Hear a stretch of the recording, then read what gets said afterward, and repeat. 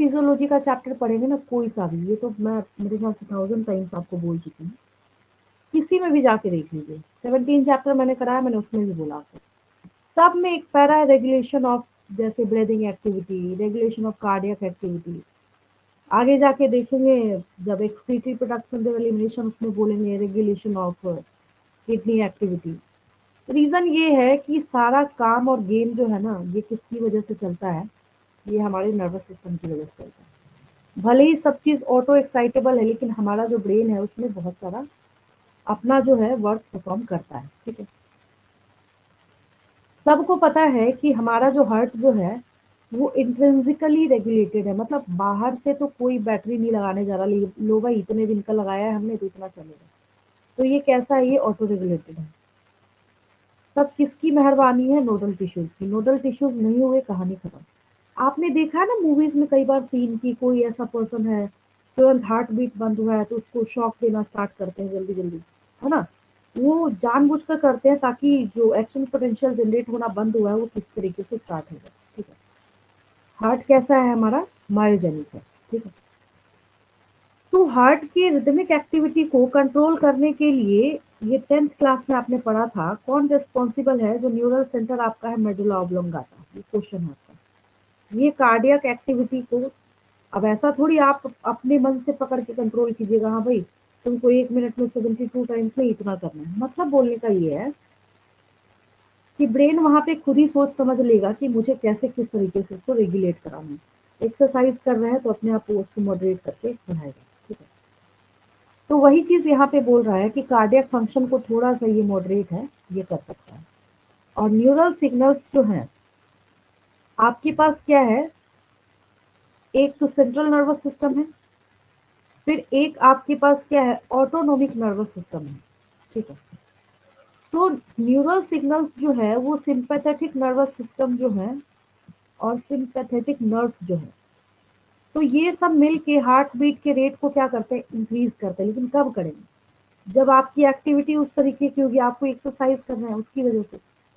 और अगर आप बहुत ज्यादा एक्सरसाइज करते हैं, बहुत ज्यादा मतलब हद से ज्यादा नहीं, रेगुलर अगर आप 1 आवर 1.5 घंटा जिम जा रहे हैं, कुछ कर रहे हैं, तो इसका मतलब है कि आप अपने वेंट्रिकुलर कॉन्ट्रैक्शन के स्ट्रेंथ को बढ़ा रहे हैं।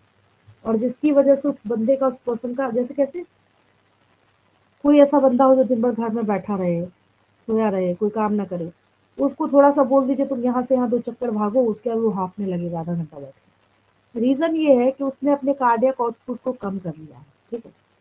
तो फिर यहाँ पे बोला जा रहा है कि on the other hand parasympathetic neural signals, ठीक है, ऑटोनोमिक नर्वस सिस्टम के आगे जो सारे वहां पे न्यूरल सिग्नल्स जाने का काम करते हैं वो हो गया आपका पैरासिम्पैथेटिक न्यूरल सिग्नल, ठीक है।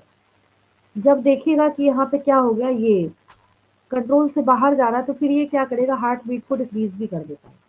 तो फिर यहाँ पे बोल रहा है speed of conduction of action potential and thereby the cardiac output. अब सबसे बड़ा रोल इसमें ये पीछे कैसे रह सकता है, एड्रिनल मेडुलरी हार्मोन। जब मैं आपको किडनी पढ़ाऊंगी तो उसमें मैं आपको एड्रिनल ग्लैंड के 2 बेसिक पार्ट बताऊंगी, एक है कॉर्टेक्स और दूसरा है मेडुला। कॉर्टेक्स एंड मेडुला, ठीक है।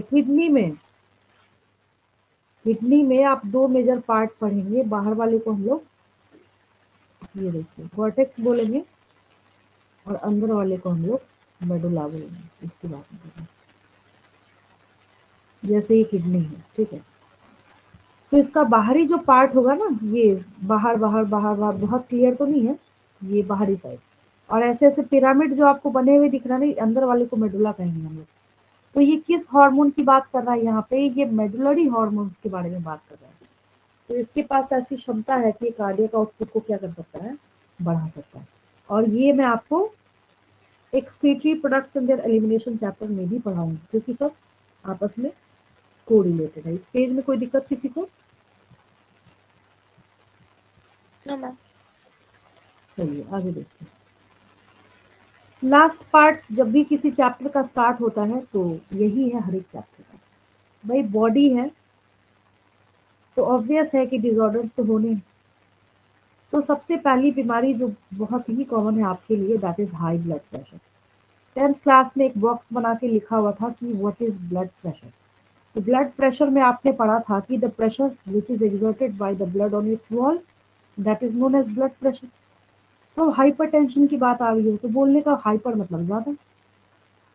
तो ब्लड जो है जब हद से ज्यादा, मतलब जैसा नॉर्मल होना चाहिए 120/80, ठीक है, तो इससे भी ज्यादा जब ये प्रेशर लगाने का यहाँ पे काम करे तो ये क्या बोलने का मतलब हुआ कि उसको क्या है, हाई बीपी की प्रॉब्लम है, हाई बीपी की उसको बीमारी है, ठीक है। तो अगर लगातार आप अपने ब्लड प्रेशर का चेकअप करा रहे हैं और ये क्या हो रहा है कि बहुत ज्यादा जा रहा है, तो ये जो अपर है यहाँ पे सिस्टोल वाला वो 140 जा रहा है और डायस्टोल वाला कितना जा रहा है, 90 जा रहा है। किसी किसी का डायस्टोल वाला ही 100 चला जाता है, ठीक है। तो ये क्या दिखाता है, हाइपरटेंशन दिखाता है। तो हाइपरटेंशन बोलने का मतलब ये है कि भाई बेचारे हार्ट के को आप इतना प्रेशर देने का काम कर रहे हैं तो एक न एक टाइम जाके डैमेज तो होगा ही होगा, ठीक है। तो ये बोल रहा है कि ये हार्ट डिजीजेस को शो करने का काम करता है। और हार्ट डिजीज अगर किसी को है तो उसका ब्रेन और किडनी तो गारंटी के साथ अफेक्टेड होगा ही होगा, उसको भी जाके अफेक्ट करने का काम करता है, ठीक है। इसमें कोई दिक्कत किसी को? चलिए आगे देखते हैं। ये आपको ना 10th क्लास में एक बॉक्स बना के इसमें दिया हुआ था। फिर हम लोग सी ए डी खूब आपने बोलते हुए सुना होगा, मूवीज वगैरह में भी यूज करते हैं, कुछ नहीं हुआ तो बोल दिया सी ए डी का पेशेंट है। अब पब्लिक को थोड़ी इतना समझ आता है क्या है, ठीक है। होता ये है कि कई बार जो वेसल्स वगैरह हैं, ब्लड के आर्टरी है, वेसल है, ये सारी चीजें हैं, तो इसमें ना कैल्शियम, फैट, कोलेस्ट्रॉल वगैरह का डिपोजिशन हो जाता है। कई बार इसमें फाइब्रस टिश्यूज जो है ये भी डिपोजिट हो जाते हैं। जब इनका डिपोजिशन होगा तो इनके डिपोजिशन होने की वजह से क्या होगा, उसका डायमीटर कम हो जाएगा। तो देखिए लिखा है यहाँ पे which makes the lumen of arteries narrower, बेचारा पतला हो जाएगा। पतला हो जाएगा तो इसको प्रेशर ज्यादा फील होगा, तो उसको हम लोग बोलेंगे कि इसको कोरोनरी हार्ट डिजीज है या कोरोनरी आर्टरी डिजीज है। कोरोनरी हार्ट डिजीज भी कई लोग इसको बोलते हैं। इसका दूसरा नाम है एथेरोस्क्लेरोसिस, ठीक है। तो बहुत ही आसान सा है ये, सिर्फ इतना याद रखना है कि ब्लड की जो आर्टरीज है उसमें calcium, fat, cholesterol, fibrous tissue, fibres वगैरह का डिपोजिशन हो जाता है। तो अब जैसे मान लीजिए कि इसका डायमीटर इतना है, ठीक है, और आपने क्या किया, इसकी वॉल पे किसी चीज का डिपोजिशन करा दिया, तो डिपोजिशन जब कराइएगा तो ज्यादा कोलेस्ट्रॉल वगैरह जम जाएगा तो इसका डायमीटर कम होगा। डायमीटर कम होगा तो ब्लड का प्रेशर बहुत ज्यादा बढ़ जाएगा। हाँ, प्रेशर वहां पे इंक्रीज कर जाएगा। तो ये क्या हो गया, सी ए डी हो गया, कोरोनरी आर्टरी डिजीज हम इसको बोलते हैं। नेक्स्ट है एंजीना है। यहाँ पे कई बार ऐसा होता है थोड़ा एज होने के बाद, या फिर जो लोग बहुत ज्यादा स्ट्रेस लेते हैं या अचानक से देखेंगे तुरंत छोटी छोटी बातों पे हाइपर हो जाते हैं, तो कई बार ऐसा होता है ना कि उनको अक्यूट चेस्ट पेन जो है वो फील होता है। रीजन ये है उनके हार्ट के मसल्स को जितना ऑक्सीजन चाहिए उतना ऑक्सीजन उनको मिल नहीं पाता है, ठीक है। और एंजीना जो है ऐसे तो मेन और वेमेन में किसी भी एज में हो सकता है, लेकिन जो मिडिल एज वाले होते हैं और या फिर जो थोड़ा ज्यादा ओल्ड एज के हैं उनमें ये ज्यादा होता है, ठीक है। और अगर एंजीना हुआ, अगर ऑक्सीजन सप्लाई वहां पे बंद हो गया तो ऑब्वियस है कि ये क्या करेगा, ब्लड के फ्लो को भी। फिर एक हार्ट फेलियर है, एक क्या है, हार्ट फेलियर है। जब भी मैं ये टॉपिक स्टार्ट करती हूँ ना, मेरे से हर बच्चा, मतलब हर बैच में एक न एक बच्चा एक क्वेश्चन जरूर पूछता है। कहता है ma'am what are the differences between heart failure and cardiac arrest.